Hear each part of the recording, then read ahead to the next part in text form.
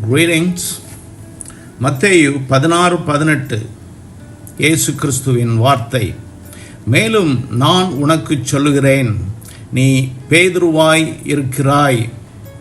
இந்த கல்லின் மேல் என் சபையை கட்டுவேன்.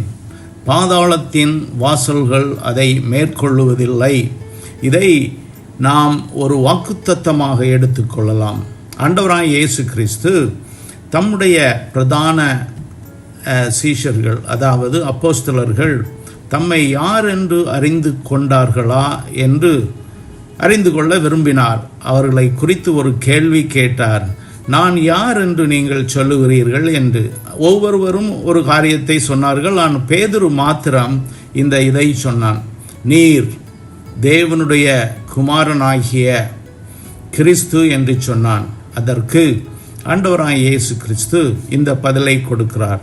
அது மாத்திரமல்ல, அவர் என்ன சொன்னார்? இந்த வெளிப்பாடு மாம்சமும் இரத்தமும் உனக்கு கொண்டு வரவில்லை, பரலோகத்தின் தேவன் என் பிதா உனக்கு இந்த வெளிப்பாட்டையும் தரிசனத்தையும் கொடுத்திருக்கிறார் என்று சொன்னான். உடனே பேதுருவுக்கு உள்ளே சாத்தான் நுழைந்து விட்டான். அதை நீங்கள் பின்னான வசனங்களில் பார்க்கலாம். அன்பான தெய்வ ஜனமே, இந்த வசனத்தை நன்றாக நோக்குங்கள். இந்த வசனத்தின் அடிப்படையிலே ரோமன் கத்தோலிக்க மார்க்கத்தார் டிவிஷன் என்ன சொல்லுகிறார்கள் என்றால், பேதுரு தான் முதல் போப், அவர்தான் சபையின் அஸ்திபாரம் என்று சொல்லுகிறார்கள். இல்லை, இங்கே நன்றாக பாருங்கள். நீ பேதுருவாய் இருக்கிறார். He is a pebble. அவர் கற்பாறை அல்ல. அவர் காரியங்களை குறித்து ஹீ வேக்சிலேட்ஸ், அதாவது தென்றல் போல ஆடுகிறவர். நீ பேதுருவாய் இருக்கிறாய். இந்த கல்லின் மேல் என் சபையை கட்டுவேன் என்று சொல்லுகிறார். என் சபையை இந்த கல் என்றால் என்ன? ஆண்டவராகிய Yesu Kristu. He is the rock. அப்போ நீ பண்ணின அந்த அறிக்கை, கன்ஃபெஷனில் நான் பண்ணுவேன், இயேசுவே கிறிஸ்து என்று அறிக்கையிட்டாரே, அந்த அறிக்கையின் மேல் சபையை கட்டுதல் தான் ஆண்டவராய் இயேசு கிறிஸ்து சொல்லுகிறார். சபையின் அஸ்திவாரம் இயேசு கிறிஸ்து. சபையின் பெயர் பாடி ஆஃப் கிரைஸ்ட், கிறிஸ்துவின் சரீரம். சபையின் தலை ஆண்டவராகிய இயேசு கிறிஸ்து. ஆனபடியினாலே இப்படி கட்டுகிற சபைதான், அதாவது இயேசு கிறிஸ்துவினால் கட்டப்படுகிற சபைதான் பாதாளத்தின் வாசல்களை மேற்கொள்ளுவதாய் இருக்கும். இந்த கடைசி காலங்களிலே நாம் லட்சக்கணக்கில் சபைகளை பார்க்கிறோம் உலகமெங்கும். ஆனாலும் இந்த சாத்தானின் சேனைகள் சபைகளை சோதிக்கும் காலத்திலே நாம் இருக்கிறோம்.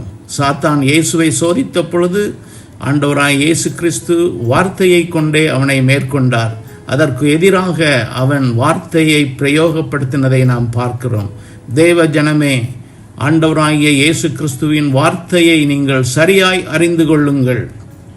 ஆனபடியினாலே வார்த்தையை குறித்த அறிவும் இயேசு கிறிஸ்துவை குறித்த சரியான அறிவும் இல்லாவிட்டால் பாதாளத்தின் வாசல்கள் மேற்கொள்ள வாய்ப்பு உண்டு என்பதை உங்களுக்கு சொல்லுகிறேன்.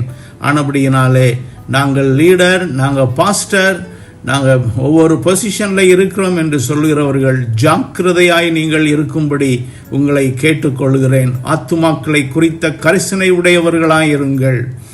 பணத்தின் ஆசை மேற்கொள்ளாதபடி காத்து கொள்ளுங்கள். ஏனென்றால் பண ஆசையே எல்லா தீமைக்கும் வேறென்று வகையறுக்கிறது.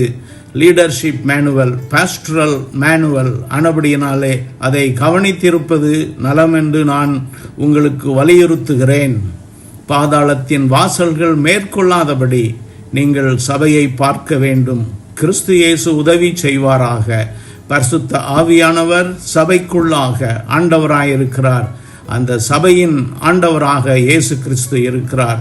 ஆனபடியினால் பாதாளத்தின் வாசல்கள் அப்படி கட்டப்படுகிற சபையை மேற்கொள்ள முடியாது. அது வெற்றியுள்ள சபையாய், ஓவர் கமிங் சர்ச்சாய் அது விளங்கும்.